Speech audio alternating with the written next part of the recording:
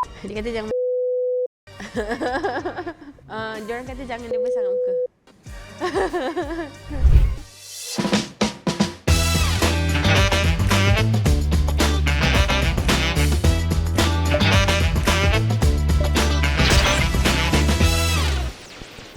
Hi, welcome to Podcast on Air at My Future Job episode 7. Together with me today, we have our pod gang. Encik Farid. Yo, I'm Farid, so recruitment specialist from Foxo. Today we have a very good partnership with all the guests. So Farah. Hi, alright. So together with me, kita ada prominent speakers ya. Alright, so please welcome Mr. Jeff Sandhu from 42 Malaysia, Sunway Education Group. Hi, Mr. Jeff. Maybe you would like to introduce yourself? Thanks for inviting me. My name is Jeff. I'm the Chief Operating Officer for 42 Malaysia. Zero fees, absolutely, completely free computer science program for any Malaysians above 17 years old. And pleasure to be here. Thank you. I think most of our audience would like to know more. So, but we're gonna tell that later on.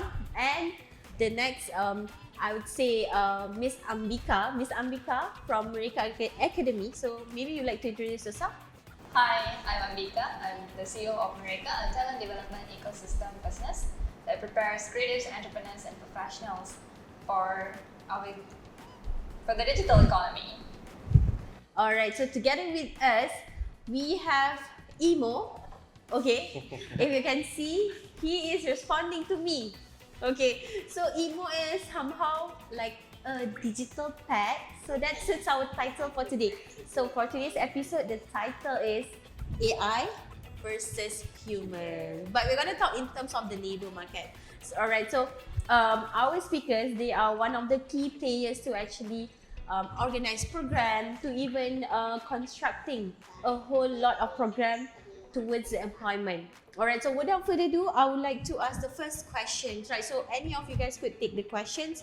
Alright, so maybe you can explain a little bit more about what is AI towards your perception. Yeah, I think maybe I'll start first. AI for me, I think, is really just kind of like a personal assistant nowadays. I mean, we use like Siri, we use Google Assistant, and now I think even in our workforce we see like ChatGPT is coming into play. Exactly. And it's something that we need to start addressing, like how we're going to use this to benefit our productivity. I think that's key for us. We can't run away from it. And I think it applies into various different perspectives now. I mean, in the past, I think digital was always seen like it's only for a select group of people. Maybe more just the IT team needs to know how to use digital skills and tools. But I think nowadays we're seeing that everyone needs to do this. Yes. And it's starting even as low as from even like as young as kindergarten, where they start learning about things like Roblox. Where they start exploring things of how digital can actually work. And that actually helps them in making better decisions later on. It becomes more personalized. And I think AI does help because there's so much of knowledge out there. There's so much of information out there. Yeah. It's actually information overload that we're having at this point in time. So AI, for me, it really helps if you want to sort of like filter out those that is very specific to your own passion, your own interest. That is the key, and I think that's how we should use and approach AI. That's why, because we are going to see like 6-7 years old playing Roblox, where I don't even know how to actually play that. Alright, so Miss Ambika, from your point of view, because you've seen a lot of talents, alright, and then you've been into a lot of whole programs, what are the skills AI contribute towards our local talent now? Just like Jeff mentioned, the applications of AI is widespread, right, across many different industries. You can apply them to basically, it can help with any skills. It's about knowing how to use it. So I would say it's not necessarily, it's not about a particular career or a particular industry or a particular skill. It's knowing, just like how we learn to use mobile phones and the internet, and once you know how to use it, you can apply it, right? So that's where I see knowing the basics of artificial intelligence and then knowing how all these applications that are aided by AI can be used in your industry will help the talent to improve their career.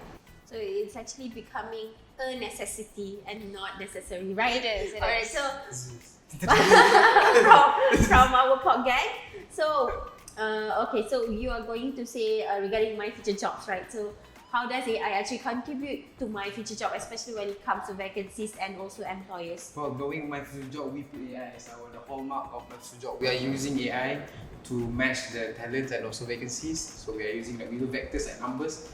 We have like the numbers like you are 95% match for this job. So we will select this whole Malaysia and then we suggest to the employers. So it's like a match made in heaven. So that is one thing.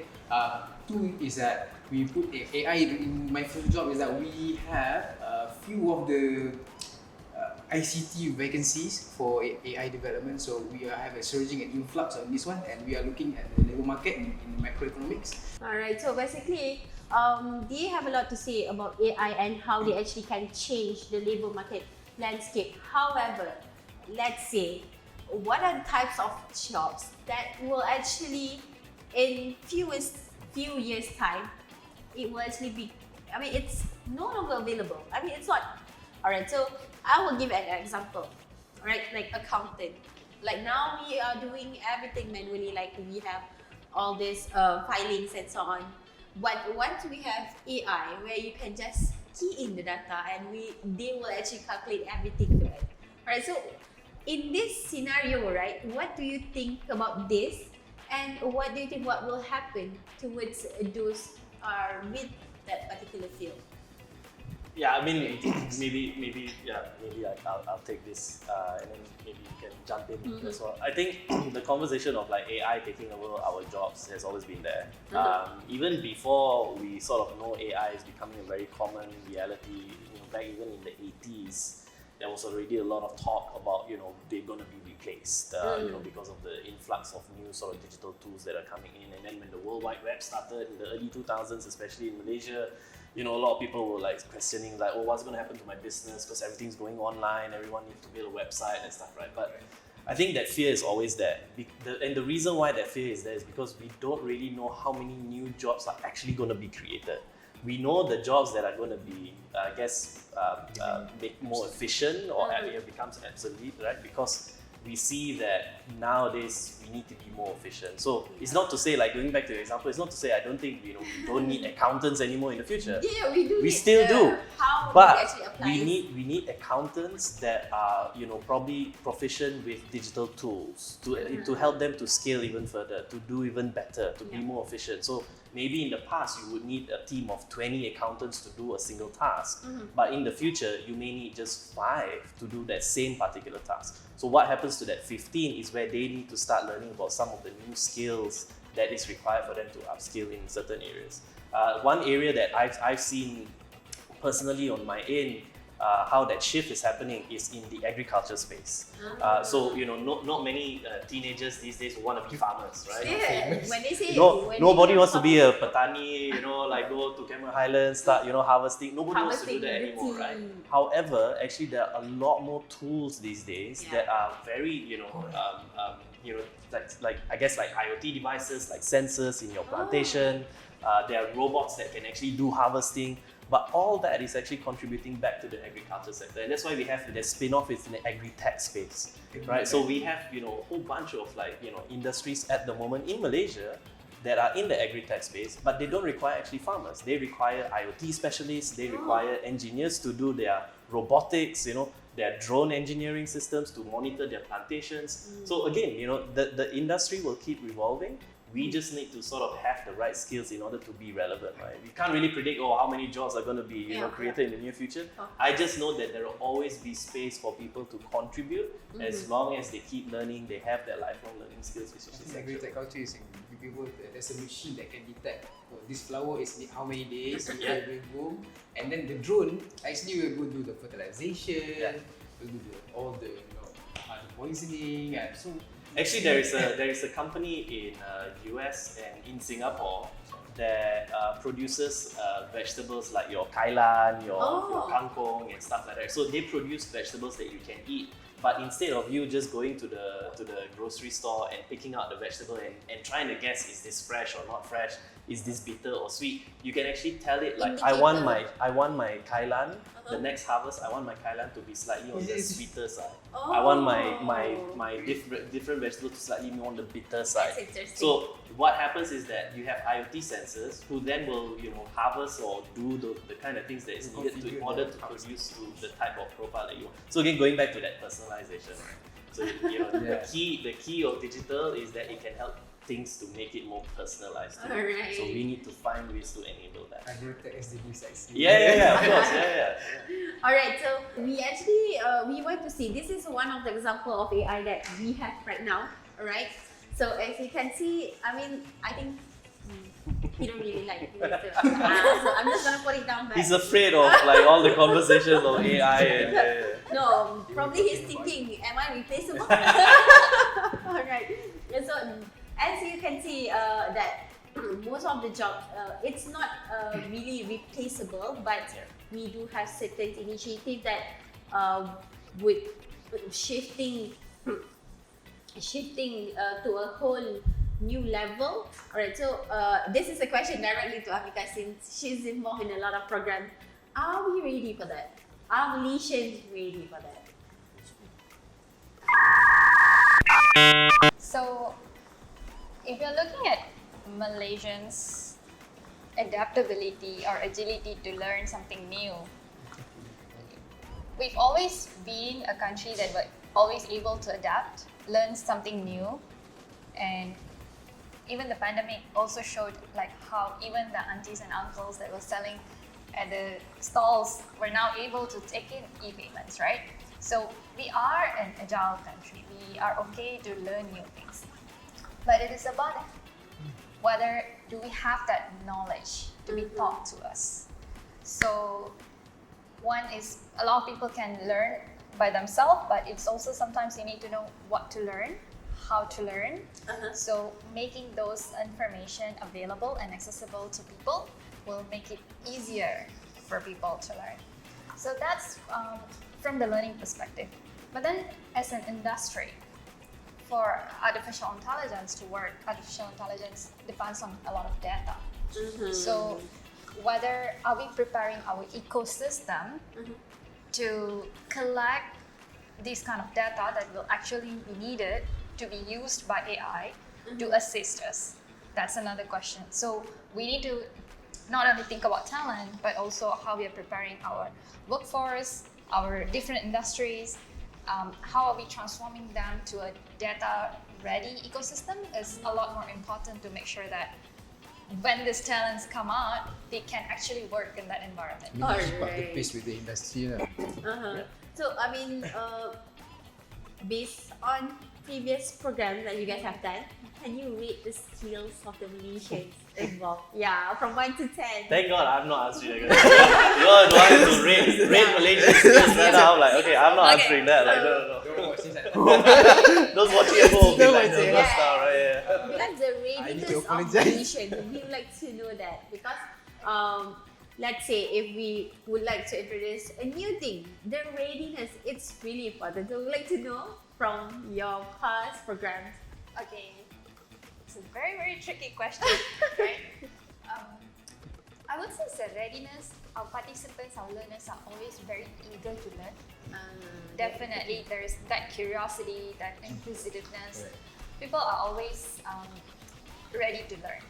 So as a country, as our talent, are they willing to learn? Do they have the right attitude towards knowledge? I would say yes. It is more about, we work with a lot of underprivileged students as well. So mostly we train unemployed and underemployed youths, graduates that are, so what we see, and also from the B40 income tier, right? So in Malaysia, we also have different income economic background. So of course, people from the top tier background, it will be much more easier for them to access this knowledge and also to adapt it. Just by being in a certain income tier. However, even today in our programs, there are people, while we run virtual programs, that the whole reason we're doing it so it will be accessible. People don't have to travel to Kuala Lumpur to access all this learning. The accessibility. Yeah. But even then, we are still having issues with internet accessibility, device accessibility, language barriers. All those things are still happening. So I think the talent are ready, but it is also depending on the income tier and the resources that they have access. So on a scale 1 to 10, She's still pressing. you still gotta answer that. I'm sorry, But I think I mean, if I may, I think it's also hard to rate because the digital divide is quite large. You know, I think what Mereka is doing when they go out to the underprivileged communities, the underserved communities, the B40 communities, I think what happens is that you see the knowledge of understanding what digital is, what computer science is, what coding is, programming is, what AI is, can be, you know, you probably rate it as like 2 out of 10. But then if you go to an urban area, say, you know, in Klang Valley or in Penang or, you know, even like Johor in the middle of the town itself, then you'll probably see like, you know, it's like 8 to 9 or even a 10, right? There'll be some that will be 10. So I think the challenge is the demographic plays a very important role. And then you also see there are also, one is the underserved communities, and you know we have that, but then also there is also the age that we see, right? So individuals who are of much younger age, they're actually a lot more aware and hungry to sort of learn new things.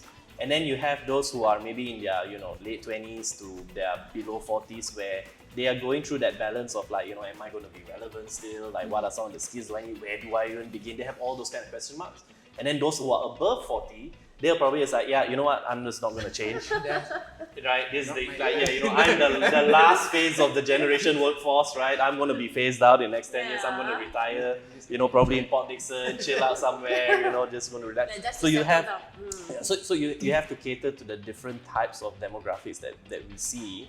It's just that in Malaysia, we have to be very careful with the disparity of knowledge. It has to make sure that, you know, even in rural areas where Mereka goes out and does their initiative, access to internet is there, right? That's the key. The first thing is the access to internet, right? Having just like 4G on your phone is important itself, right? Yeah. But even that can be a challenge. All right, so moving on. So we like to ask the popular skills, all right, to our podcast. Maybe you can share on my future job, and then we'll go to Mr. Jeff sharing on the programs. Yeah, sure. Right, so the popular skills in my future, we can go into AIS Center and go to our employment tools, and then you can go into popular skill where we highlight popular skills highlighted by the employers. Yeah, so we have like, okay, I'm going to make a benchmark. Is the top one vacancy being offered for expatriates is software developer. Surprisingly, and what they look for is someone who is very good at C++, Python, COBOL. So these are like the pain points of the country. Is we have a gap in terms of people who are very well versed in these languages, in this ICT. But again, looking back, we look front at the industry, but we look back at our talent. Is it ready? So the skills being taught in like these languages. So yeah. Maybe I want to throw the ball to the court for education lah, upskilling and reskilling. So we have a gap. So how do we cater this? Yeah, so I think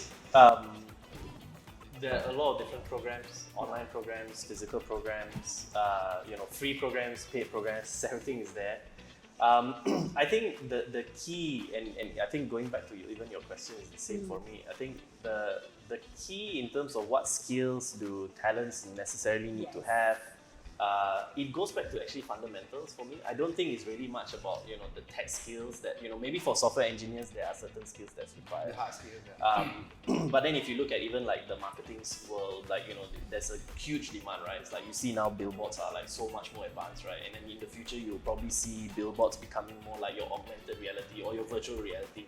Those are where ads are probably going to be, right? Yeah. I mean, you see it now because the consumer product is changing, right? You see like Apple coming up with their VR, you know, Facebook has the metaverse and stuff. So we have to sort of realize that the entire industry is moving forward.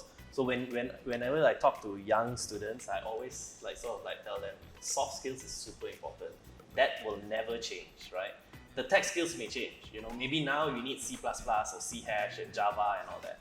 5 years down the road, maybe not relevant anymore, right? So that will continuously change. Today, I cannot tell you these are the skills that's for the future. But soft skills, super important. That will never change, right? Soft skills, so people will be asking like, what is soft skills, right? Is it like, skill yang lembut ke? Wait a minute. And it's like, no. actually, it's actually tak lembut, actually it's very important. So I don't like to call it soft skills. I like to call it cognitive skills. Cognitive skills are things that actually every human being has. Is you need to enhance it. What are those? Problem solving skills, logical thinking, communication skills, or effective communication, right? Yeah, critical thinking. Those are the kind of skills that will drive you forward in whatever industry, not just digital, but any industry. Accountants will definitely need very good soft skills as well, right? Yeah. So that for me would be my answer. And I think we need to find people or trainers or learners that are passionate about building up that soft skill area. And then how we can do it? We can do it through a variety of whether it's online courses or physical training courses. So on our end, while we train individuals to be more computer scientists or software engineers, AI, machine learning specialists and stuff, but the way we teach them helps them to build up the soft skills, right? They learn through a peer-to-peer. Throughout the program. Yes, correct. Yeah, so they learn through all of those kind of things, and it's through experience they learn the soft skills, right? They have to present their projects to an industry leader. Giving them that kind of exposure helps them to learn. So that's my answer. Since you involve a lot in TVET, do you think it's related, TVET and also the technology's AI towards IR 5.0?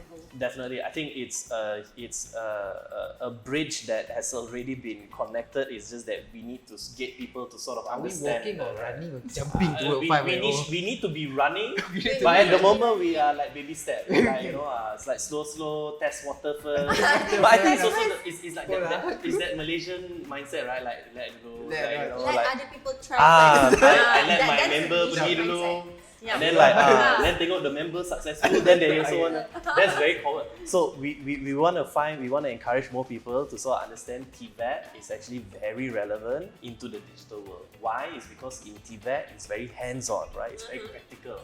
In digital world, it's also same, very hands-on, very practical. So we had a lot of students from polytechnic schools who come into 42 and they do very well. They are amazing and they can adapt to it very quickly, right? So there is a bridge in there. They are going to be the drivers of the digital future for sure. So that means our locals are ready? Ambika? I get the fun ones. Because I've seen her programs and it was so good, especially when they do the programs with the ex-convict. So they are even employed after that, after her program. So that means she is very...